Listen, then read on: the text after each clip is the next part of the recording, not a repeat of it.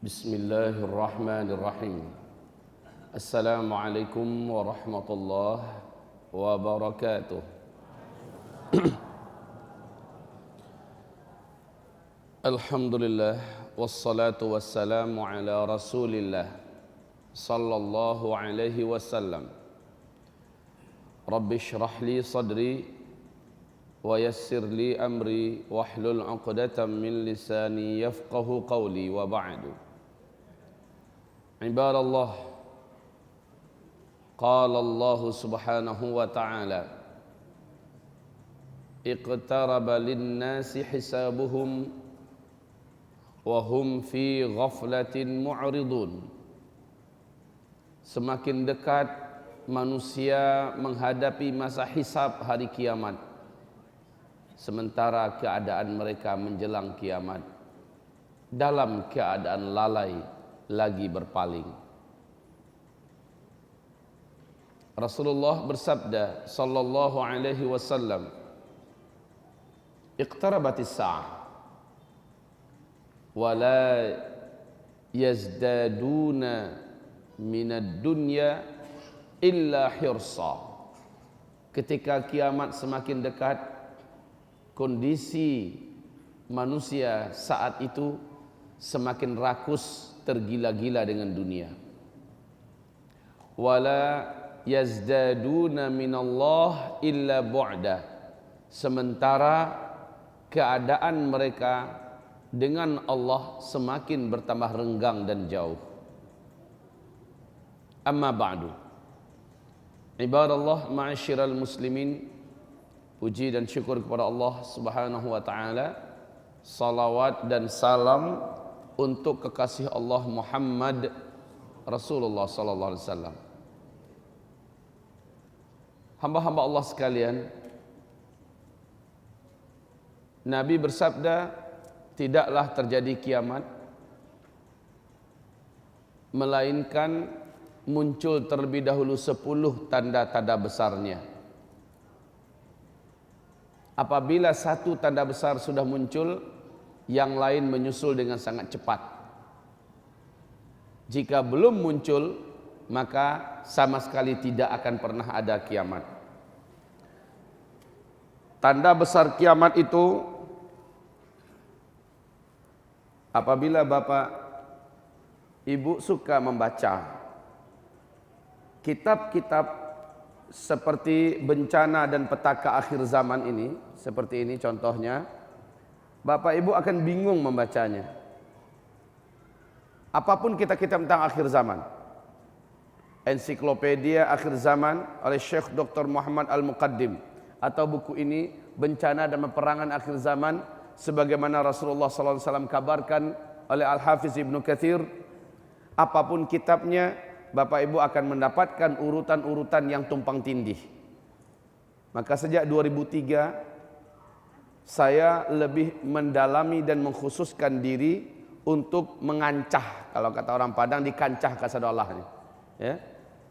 Saya obrak-abrik kitab-kitab yang berkaitan dengan akhir zaman. Lalu saya diskusi dengan para masyayikh ahli hadis, para ulama-ulama yang dapat saya temukan. Maka berikut ini adalah urutan yang benar tentang akhir zaman itu. 1. Tanda besar kiamat yang pertama yaitu Dajjal keluar. Minta maaf, terpaksa saya kecilkan tulisannya menyesuaikan dengan kecilnya papan tulis. Kalau Bapak Ibu melihat di YouTube, selalu saya menulis itu di papan tulis yang 1 lembar. Ini 1 lembar juga, tapi dipotong 2. Jadi kita sesuaikan ya. Setelah Dajjal muncul, tidak lama kemudian anti Dajjal yang dapat membinasakan Dajjal turun dari langit, diturunkan Allah, yaitu Isa alaihissalam. Jarak antara Dajjal kepada Isa hanya 1 tahun 2 bulan 2 minggu saja. Kemudian Dajjal dibunuh. Setelah Dajjal dibunuh, maka terjadilah tanda besar kiamat yang ketiga, yaitu lepasnya bangsa perusak yang paling menakutkan semenjak bumi ini ada, yaitu Ya'juj dan Ma'juj. Allah ceritakan tentang mereka di dalam Al-Quran, surat Al-Kahfi. Jadi Ya'juj dan Ma'juj, YM. Allah binasakan mereka dengan cara yang unik. Kata Rasulullah, tidak ada satupun manusia di bumi yang sanggup melawan Ya'juj dan Ma'juj. Banyaknya jumlah mereka, dalam 1000 manusia 999-nya mereka satu kita, Pak. Saat mereka lepas, tidak satupun manusia di bumi sanggup melawan Ya'juj dan Ma'juj. Termasuk Nabi Isa, termasuk Al-Mahdi yang bersama Nabi Isa, dan orang-orang beriman yang ada tidak sanggup melawan Ya'juj dan Ma'juj. Terkepung dan terkurunglah Nabi Isa di Bukit Tursina. Mereka kelaparan, lalu Nabi Isa mengangkat tangan tinggi-tinggi ke langit. Mohon agar Ya'juj Ma'juj ini Allah binasakan. Bayangkan, Pak, seluruh gurun Sahara, Jazirah Arab, Jazirah Syam, seluruhnya tertutupi oleh jumlah Ya'juj dan Ma'juj ini. Alangkah banyaknya. Allah binasakan mereka. Singkatnya, mereka habis. Kemudian terjadilah tanda besar kiamat yang keempat, yaitu bumi dipimpin oleh khilafah Islamiyah. Khilafah Islamiyah ala minhajin nubuwah, ya, ala minhajin nubuwah. Ini kaum muslimin, khilafah Islamiyah ini dipimpin oleh keturunan kandung Nabi Muhammad SAW yang bergelar dan berjulukan Al-Mahdi. Ya, kata Rasulullah, di masa khilafah ini bumi benar-benar aman, seaman-amannya.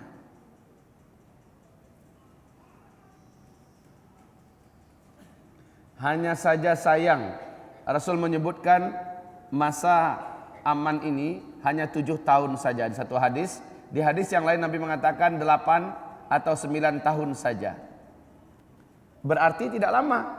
Masa-masa bumi dipimpin oleh Islam di bawah kepemimpinan Khalifah Al-Mahdi, tidak ada perang pada masa ini, emas melimpah ruah, jumlah manusia sangat sedikit. Pada masa ini jumlah laki-laki 1 berbanding 50 jumlah wanita. Pada kemana perginya kaum laki-laki? Akan kami uraikan. Sebelum Dajjal keluar, akan banyak lelaki di muka bumi ini yang meninggal secara beruntun, secara global dan massal. Termasuk kita-kita yang ada. Baik kaum muslimin yang kami muliakan, setelah itu tanda besar kiamat yang kelima terjadi pada masa khilafah Islamiyah ini. Apa dia? Yakni matahari terbit dari sebelah barat. Saya singkat saja, matahari terbit dari barat, MTB. Sebahagian orang berani mencoba menafsirkan dengan tafsiran yang ngawur, Pak. Apa katanya? Maksudnya Islam bangkit dari barat. Dari Amerika, Eropa, dari situ Islam bangkit kembali. Tidak benar. Dalam Sahih Muslim, betul-betul fisik matahari yang menerangi bumi kita sekarang ini dipanggil oleh Allah sehingga dia sampai di bawah aras dan dia sujud. Lalu orang yang hidup di bumi merasakan malam panjangnya selama 3 malam berturut-turut. Kemudian kembali matahari Allah perintahkan ke tempat di mana dia biasa berada, dan Allah perintahkan agar terbit dari sebelah barat. Maka terbitlah matahari sebelah barat. Sejak itu banyak orang ingin tobat, Allah sudah tutup pintu tobat. Banyak orang ingin masuk Islam, Allah sudah tolak keislaman orang itu. Matahari ini hanya sampai setengah hari saja. Kemudian sampai di tengah-tengah, di atas, dia kembali mengarah ke barat dan tenggelam seperti biasa. Esoknya terbit dari timur seperti biasa. Tapi esoknya itu sudah terjadi tanda besar kiamat yang ke-6. Apa dia tanda besar kiamat yang ke-6? Binatang raksasa yang Allah sebutkan dalam Al-Quran akan keluar di akhir zaman di kota Mekah, Pak. Dia dari dalam perut kota Mekah keluar binatang ini, berkaki banyak, dapat berbicara dengan bahasa manusia, membawa tongkat Nabi Musa, cincin Nabi Sulaiman. Di tangan binatang ini, mana-mana manusia yang berjumpa dengan dia, maka kalau dia orang kafir, ujung tongkat Nabi Musa ini akan diketokkan ke kepalanya, hitam, buruklah rupanya, gelaplah wajah orang ini, menandakan dia orang kafir. Apabila binatang ini berjumpa dengan orang beriman, maka cincin Sulaiman akan diusapkan kepadanya Hadis ini semua sahih Bapak, ya. Ini bukan dongeng. Diusapkan kepada wajah orang yang beriman ini, maka wajahnya putih bersih bercahaya. Sehingga saat itu kata Rasulullah, karena sudah tidak ada perang, manusia hidup dengan rukun, aman dan damai, sejahtera, benar-benar sejahtera. Antara orang beriman, orang kafir bisa duduk, hidup berdampingan. Lalu apa kata orang beriman? Hai kafir, minumlah. Terima kasih wahai mukmin. Nah, begitu bahasanya nanti Pak. Baik, setelah itu berarti ini saya singkat dengan DA, Dabbatul Ardi. Memang Allah menyebutkan namanya dalam Al-Quran, Dabbah minal Ard. Tanda besar kiamat yang ketujuh.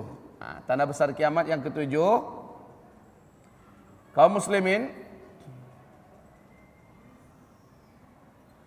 ini adalah akhir dari keberadaan orang Islam di bumi ini. Apa maksudnya? Rasulullah bersabda, di antara tanda kiamat besar kehancuran alam semesta yang ketujuh, yaitu bertiupnya angin lembut sepoi-sepoi sejuk dari negeri timur, kata Nabi.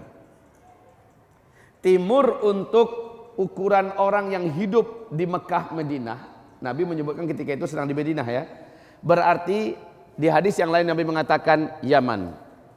Maka yang dimaksud dengan angin lembut yang bertiup dari timur itu adalah angin lembut dari Yaman. Angin lembut kematian dari Yaman. Angin lembut kematian. Maka kaum muslimin, sejak hari itu tidak tersisa lagi orang yang beriman kepada Allah walau hanya satu orang di bumi ini. Sekecil apapun imannya, dia ada di puncak gunung, dia ada di dalam gua, ada di lembah, ada di pulau, ada di mana saja di muka bumi ini, maka angin itu akan sampai kepadanya. Saat dia disentuh oleh angin tersebut, dia akan meninggal di tempat. Maka sejak hari itu, seluruh orang Islam, orang beriman kepada Allah, walaupun imannya seujung kuku, pasti akan meninggal dunia. Inilah dia wafatnya seluruh orang beriman serentak di muka bumi. Ini tanda besar tanda kiamat besar yang ke-7. Paham Bapak Ibu? Maknanya apa? Tanda besar kiamat yang ke-8, ke-9, ke-10, kita semua tidak akan menyaksikannya. Artinya kita tidak akan pernah menyaksikan kiamat terjadi. Alhamdulillah. Nah, ini kesimpulannya alhamdulillah. Maknanya kita tidak akan menyaksikan, insyaallah taala. Kaum muslimin, tanda besar kiamat yang ke-8 yaitu terjadinya penenggelaman daratan-daratan bumi ini yang ada di sebelah timur. Apa itu? Australia, Indonesia, tenggelam Pak, masuk ke laut.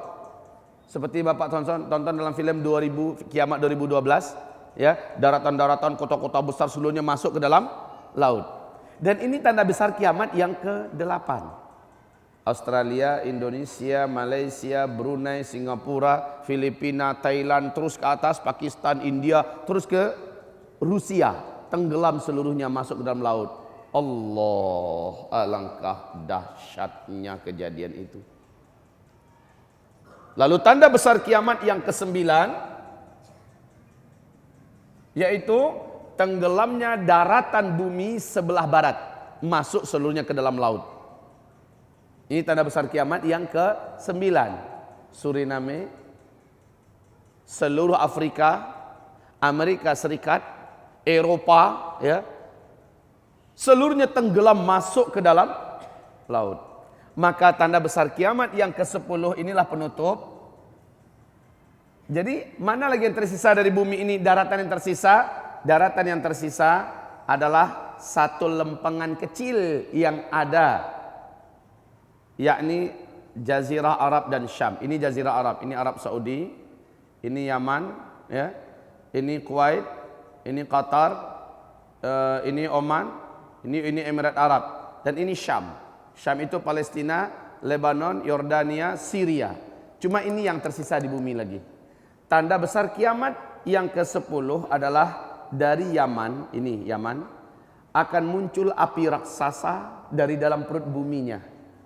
Api raksasa ini memaksa seluruh orang yang tinggal di sini untuk lari tunggang langgang menuju ke negeri Syam, kata Nabi. Saat seluruh manusia sudah kumpul di negeri Syam, barulah terompet sangkakala ditiup oleh malaikat Israfil. Ketika manusia sudah kumpul semuanya di Syam. Jadi tanda besar kiamat yang ke-10 penutup yaitu keluarnya api raksasa. Kaum muslimin, untuk pemberitahuan, Bapak dapat mengikuti perkembangan di daratan Yaman pada hari ini. Sudah ditemukan sebuah area yang berasap dan panas. Seperti lumpur lapindo Pak, di Jawa Timur berasap dan panas. Ketika didekati oleh para pakar-pakar geologi, apa yang ditemukan? Ternyata ada beberapa rengkahan tanah Pak, yang kalau seekor kerbau dimasukkan masuk. Ada apa di dalam rengkahan tanah itu? Di dalamnya ada gelombang tekanan api yang sangat padat dan sangat besar. Ketika lubang yang lain dilihat juga begitu, lubang yang lain dilihat juga begitu, hanya apinya belum keluar. Tapi sudah ditemukan sumber energi yang sangat besar yang tidak dapat diukur seberapa tekanan apinya, seberapa besar gelombang energi yang ada di situ. La haula wala quwata illa billah. Tetapi sebagai sinyal-sinyal bahwa nanti ini akan terjadi, api besar keluar dari Yaman, hari ini sudah bisa dilihat.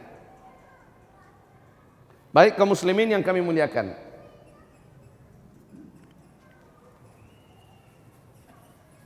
sabda Rasulullah sallallahu alaihi wasallam, 10 tanda besar kiamat ini harazatun manzumatun fis silk. Dia adalah bagaikan 10 butir-butir marjan. Satu butir marjan di tengah-tengahnya kosong, lalu dihubungkan oleh tali. Ini butir pertama, kedua, 3, 4, 5, 6, 7, 8, 9, 10. Dihubungkan oleh tali, mirip dengan butir-butiran tasbih Pak. Ya, di bagian bawahnya ada simpul. Kata Rasulullah, yuqta'u silk. Kan simpul ini yang menjadikan tasbih itu butiran ini tidak keluar. Tapi ketika simpul ini dipotong, meluncur enggak? Maka ketika yang pertama keluar, dalam hal ini adalah Dajjal muncul, yatsba'u ba'duha ba'dah. Maka yang lain akan menyusul sangat cepat. Susul menyusul sangat cepat.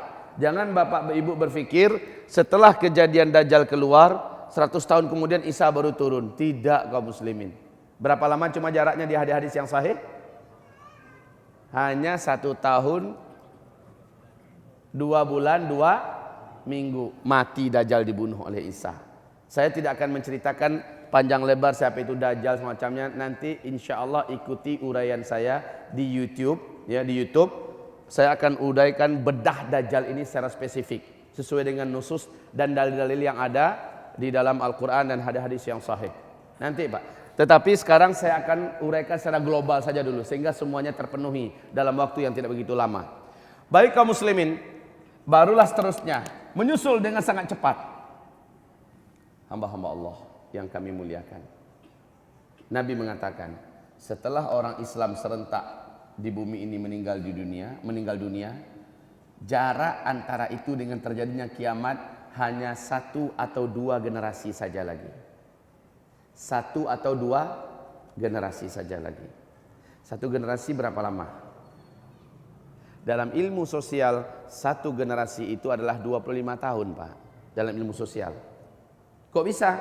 Baru lahir orang, lalu dia menjadi anak-anak, remaja, kemudian dewasa dan berumah tangga. Dihitung dalam umur 25 tahun biasanya dia sudah melahirkan anak baru, ya kan?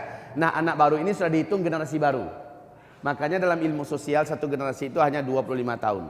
Nabi mengatakan 1 atau 2 generasi setelah seluruh umat Islam, orang-orang beriman di bumi meninggal serentak, barulah terjadi kiamat. Dan ini cocok dengan hadis yang lain. Nabi mengatakan, selama di bumi ini masih tersisa 1 orang saja yang kenal dengan Allah, yang dapat melafazkan kalimat Allah, Allah akan tunda kiamat 40 tahun lagi. Sementara kita tahu bahwa seluruh orang Islam yang kenal dengan Allah akan meninggal serentak. Maknanya 40 tahun lagi. Cocok nggak 1 atau 2 generasi? Cocok? Masuk. Baik kaum muslimin yang kami muliakan, sekarang setelah ini kita uraikan, Dajjal sudah muncul apa belum? Sekarang Dajjal sudah muncul apa belum? Wahai hamba-hamba Allah yang saya muliakan, Dajjal diuraikan oleh Rasulullah SAW, kemunculannya ditandai oleh sebuah fenomena alam yang tidak terbantahkan, yaitu Danau Tiberias di Syam mengering. Danau Tiberias di Syam mengering. Ini Bapak, ini adalah Palestina, ini Israel, ini Lebanon, Suria, dan ini Yordania. Kaum muslimin yang kami muliakan, ini dia Danau Tiberiasnya.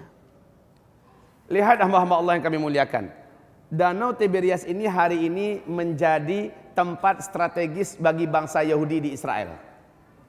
Jadi mereka mencaplok tanah di Palestina dan mereka jadikan sebagai tanah air bagi bangsa kera dan monyet ini, dan mereka jadikan Danau Tiberias sebagai sumber utama air mereka untuk hidup. Tahukah Bapak Ibu bahwa hamba-hamba Allah yang kami muliakan, dibagi sekarang? Ya, oke. Silakan dilihat dulu. Biar cepat, Bapak Ibu, saya berharap ini dicetak oleh sahabat Yamimah. Sebaiknya Bapak Ibu bisa mengeluarkan sedekah infaknya untuk bisa dicetak lebih banyak agar dibagi kepada kaum muslimin. Dari hadis sahih Muslim, ya. Dari hadis sahih Muslim, Nabi mengatakan ciri keluarnya Dajjal adalah mengeringnya Danau Tiberias. Baik kaum muslimin, ini realita tak terbantahkan, fakta yang paling nyata saat ini. Danau Tiberias ini tidak pernah susut seumur dunia ini ada, Pak. Tapi pemerintah Israel secara resmi mengumumkan kepanikan dan ketakutan bangsa Yahudi di Israel hari ini. Sebab apa? Danau Tiberias ini dalamnya cuma 45 meter.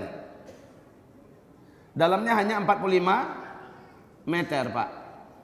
Tidak pernah susut. Tapi tahukah Bapak Ibu, sejak tahun 2003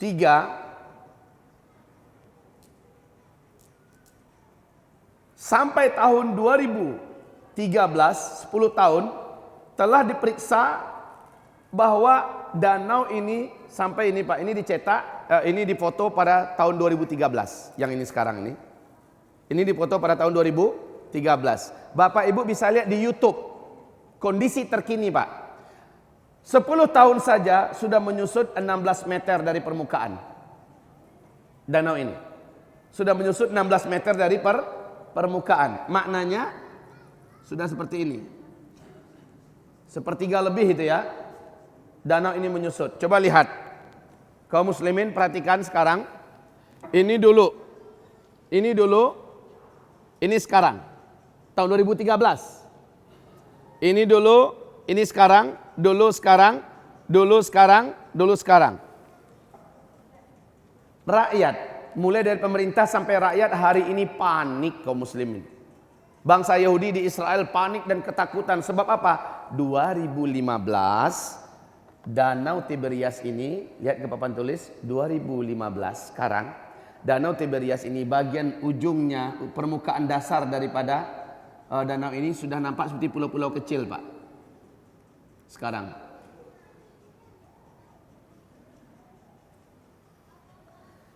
ya Allah, Rasulullah bersabda, Dajjal berkata dalam hadis sahih Muslim yang diceritakan oleh Tamim Ad-Dari, sepakat seluruh ulama ahli hadis mengatakan ini adalah syarat tak terbantahkan Dajjal itu akan keluar, adalah Danau Tiberias mengering, hanya tersisa sedikit air saat itu Dajjal lepas.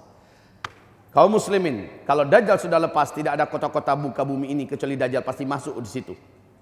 Dan tidak ada manusia melainkan akan sujud kepada Dajjal. Umatku sepertiga jumlahnya akan sujud menyembah Dajjal dan akan murtad kafir dari agama Allah, dan dia tidak akan pernah selamat selama-lamanya. Mayoritas umatku yang akan menyembah Dajjal nanti adalah kaum wanita. Ibu, kaum wanita, ibu, yang paling banyak menyembah Dajjal nanti adalah kaum wanita. Lalu kenapa laki-laki nggak banyak menyembah Dajjal? Laki-laki dah banyak mati duluan. Bapak Ibu akan dengarkan nanti betapa cepatnya jumlah kematian yang akan terjadi pada kaum lelaki sebelum Dajjal keluar. Yang banyak bertahan hidup sampai zaman ini adalah kaum wanita. Coba lihat di sini, jumlah laki-laki dengan wanita di masa-masa jaya, di masa-masa khilafah Islam adalah 1:50. Kaum muslimin, tahukah Bapak Ibu? CIA Amerika Serikat, CIA Amerika Serikat, mereka mengumumkan bahwa bumi ini, dunia ini akan kembali dipimpin oleh khilafah Islamiyah menurut hitung-hitungan mereka, menurut jangkaan mereka, menurut analisa dan pertimbangan mereka. 2020 bumi ini sudah akan kembali dipimpin oleh khilafah Islamiyah. Masya Allah. Siapa yang mengatakan tadi? CIA Amerika Serikat. Di mana bisa didapat sumbernya? New York Times. Ya, ini adalah majalah favoritnya Amerika Serikat. Kaum muslimin, uniknya intelijen Rusia, dan ini Ustadz Bakhtiar Nasir yang menyampaikan di dalam salah satu ceramahnya. Apa kata beliau? Intelijen Rusia mengumumkan bahwa khilafah Islamiyah akan kembali menggenggam dunia pada tahun 2025. Puncaknya katanya. Berarti sudah dimulai sebelumnya. Puncak jayanya khilafah Islamiyah di bumi ini adalah tahun 2025 menurut intelijen Rusia. La haula wala quwata illa billah. Berarti kita akan menemui 3 tanda besar kiamat. Benarkah demikian? Tolong jangan percaya dengan ramalan apapun yang datang dari orang kafir. Tapi mereka bukan meramal, mereka punya analisa dan mereka punya perhitungan-perhitungan yang didukung oleh teknologi mereka. Baik kaum muslimin, sudah bisa saya hapus? Saat mendengarkan fakta ini sampai ke telinga Syekh bin Baz almarhum rahimahullah, beliau berkata, "Hadza zamanu khurujid dajjal," sambil menangis basah jubahnya, bagian dadanya basah, menangis. Sebab apa? Beliau yakin inilah dia zaman di mana kita masih hidup, Dajjal ini akan keluar. Kita masih hidup, Bu. Inilah zamannya Dajjal akan lepas. Berarti kalau Dajjal sudah keluar, Nabi Isa akan turun. Dan seterusnya lalu meninggallah seluruh umat Islam di dunia serentak. Pak Ustadz, apa enggak mungkin tuh 200-300 tahun yang akan datang? Yuk kita ikuti terus. Udah pada sarapan pagi belum? Ini perlu orang-orang yang lagi kuat, Pak. Soalnya yang lemah-lemah jantung keluar aja sekarang.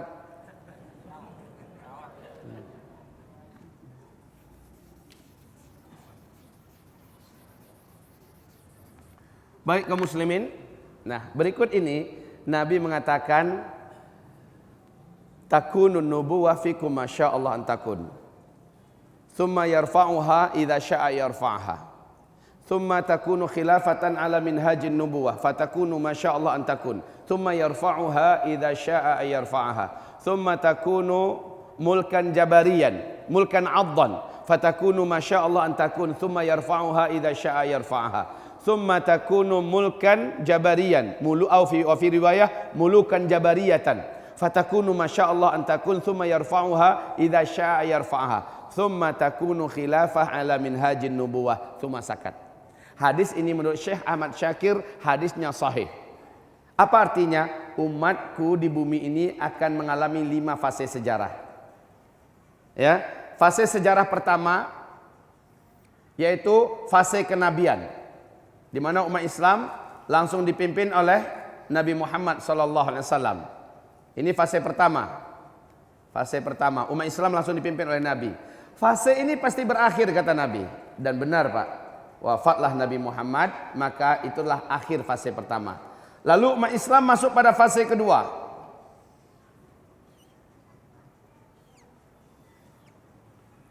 Ini enggak pernah saya nulis kecil ini Pak.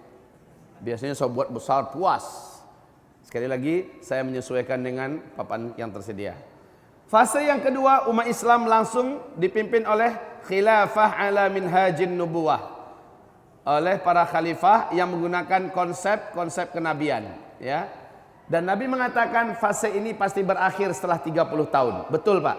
Fase wafatnya Khalifah Ali bin Abi Thalib masuk pada tahun yang ke-30 di mana Hasan bin Ali menyerahkan kekuasaan khilafah ini kepada Muawiyah bin Abi Sufyan. Berakhirlah fase ini.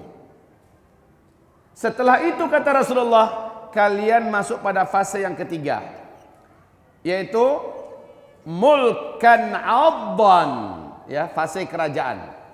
Yang memimpin umat Islam adalah khalifah-khalifah yang menggunakan sistem kerajaan. Jadi kalau wafat seorang khalifah, penggantinya langsung ahli warisnya. Nah, ini udah sistem kerajaan ini. Dan fase ini pasti berakhir kata Nabi. Betul, Pak. Ini adalah di mana Bani Amawiyah memimpin. Lalu Bani Abbasiyah memimpin, lalu Bani Utsmaniyah. Daulah Utsmaniyah. Berakhirlah Daulah Utsmaniyah pada tanggal 3 Maret 1924. Berarti fase ini juga telah berakhir. Kenapa berakhirnya? Yaitu tumbangnya khilafah Islamiyah Al-Utsmaniyah di Turki oleh Mustafa Kemal Atatürk. Fase ketiga telah berakhir. Kita sekarang sedang ada di fase keempat. Nah, saya buat panjang, Pak, bukan berarti lebih lama waktunya. Yang paling lama itu ini. Saya buat panjang karena uraian kita dan kita sekarang sedang ada di sini, ya. Kaum muslimin, ini adalah fase keempat, di mana ini fase ketiga. Fase keempat ini disebut dengan fase kediktatoran. Tidak ada khilafah Islamiyah di sini.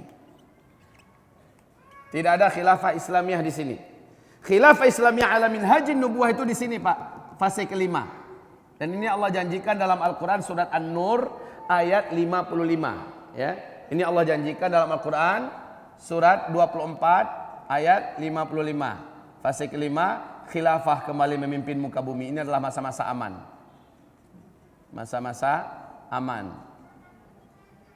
Hanya 7 tahun, 8 atau 9 tahun saja. Baik kaum muslimin, kita akan uraikan di sini.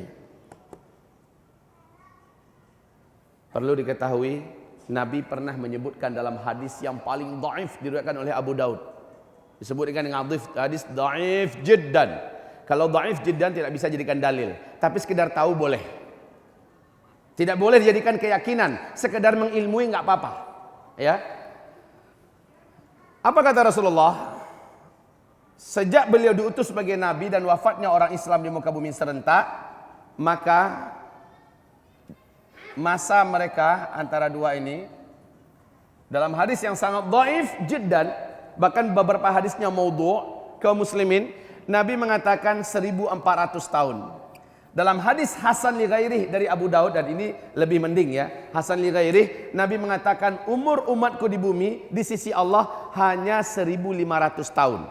Di hadis yang tadi yang dhaif jiddan 1400. Berarti para sebagian ulama mengatakan lebih 1400 tahun, tetapi tidak akan full 1500 tahun hitungan hijriyah.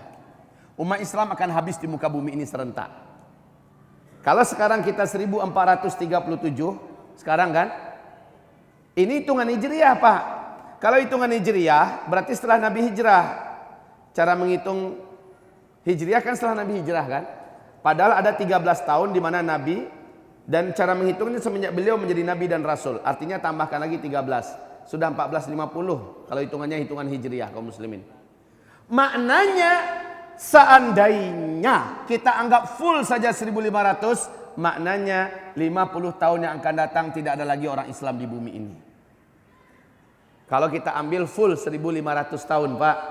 Sementara yang hitungannya kan seperti ini. Umur umatku di sisi Allah hanya 1 hari saja. 1 hari itu menurut Allah, menurut kita berapa tahun? 1000 tahun. Itu surat Sajadah ayat 5 ya. Lalu Allah tambahkan untuk mereka setengah hari lagi kata Nabi. Semoga umatku tidak menjadi lemah karena ditambahkan oleh Allah setengah hari lagi. Setengah hari berarti 500 tahun. 1500 tahun. Nah, inilah dia penguraiannya kaum muslimin.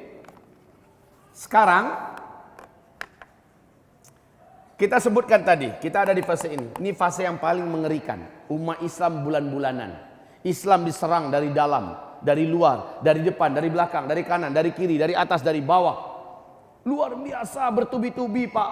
Orang-orang yang hidup pada zaman ini akan mengalami di mana degradasi mental, iman, akidah, amalan betul-betul dahsyat. Makanya pantas kata Nabi, berpegang Islam pada masa-masa ini sama dengan menggenggam batu bara yang menyala. Digenggam tangan terasa terbakar, dilepaskan lepas dari Islam. Berat Pak. Makanya Nabi memuji orang yang mampu istiqomah pada zaman ini. Amalan mereka dan pahala mereka sama dengan 50 orang laki-laki dari kalangan kalian, kata Nabi. Heran sahabat, ya Rasulullah, khamsina rajulan minna minhum. Ya Rasul, 50 orang kami atau 50 orang di zaman mereka itu? Bal minkum. Tapi yang 50 itu adalah dari kalangan kalian. Jadi orang sekarang Pak mampu menghidupkan sunnah dan mengamalkan amalan-amalan Islam di zaman ini, nilainya, pahalanya sama dengan pahala 50 orang sahabat. Allahu Akbar. Itu menandakan apa? Sangat beratnya fase ini Pak. Dan kita hidup pada fase ini sekarang. Oke? Bapak Ibu paham? Nah kaum muslimin, Nabi mengatakan Dajjal baru lepas kalau simpulnya sudah diputus. Yang kayak tadi ada 10 kan? 1, 2, 3, 4 dan sampai 10. Lalu ada tali di tengah-tengahnya, bagian ujung ini dikasih simpul sehingga ini tidak bisa keluar. Yuqta'u silk, ketika simpulnya diputus, maka meluncurlah butiran yang pertama ini, yaitu Dajjal ini keluar. Tahukah Bapak Ibu simpul itu apa yang dimaksud? Keluarnya keturunan kandung Rasulullah memimpin umat manusia dan munculnya di kota Mekah. Namanya sama dengan nama Nabi Muhammad. Nama ayahnya sama dengan nama ayah Nabi Muhammad. Muhammad bin Abdullah atau Ahmad bin Abdullah. Baik kaum muslimin, berarti sosok ini muncul terlebih dahulu. Dialah yang disebut dengan Al-Mahdi. Ini yang disebut dengan Al-Mahdi. Tapi ingat Pak, Al-Mahdi yang saya maksud di sini adalah Al-Mahdi versi Ahlus Sunnah wal Jamaah. Bukan Al-Mahdi versi Syiah. Karena Syiah sangat yakin bahwa Imam Mahdi pasti muncul kata mereka. Tapi dari kalangan kami, dari kalangan Syiah. Mereka meyakini nasab Al-Mahdi versi Syiah ini kepada Husain bin Ali. Keturunan Nabi kan ada 2 cucunya kan, Hasan dan Husain. Di kalangan Ahlus Sunnah wal Jamaah, Al-Mahdi itu adalah dari nasab Hasan bin Ali. Kaum muslimin, menurut buku-buku induk kaum Syiah, bahwa Al-Mahdi ini kalau dia sudah keluar nanti dalam usia 40 tahun, maka kerjaan pertamanya adalah mendatangi kota Madinah, lalu menghidupkan kembali Abu Bakar dan Umar, lalu diazab, disiksa sampai hari kiamat. Kemudian kuburan Bunda Aisyah dibongkar, lalu Bunda Aisyahnya dihidupkan, kemudian dirajam, disiksa sampai hari kiamat. Begitu betul akidah mereka Pak, bencinya mereka dengan sahabat-sahabat Nabi yang mulia ini. Kemudian Masjid Nabawi diratakan dengan tanah. Ka'bah juga diratakan dengan tanah. Tanah suci dipindahkan oleh Al-Mahdi kepada Karbala dan Qum. Ya, ini buku-buku induk mereka, nggak bisa mereka bantah ini Pak.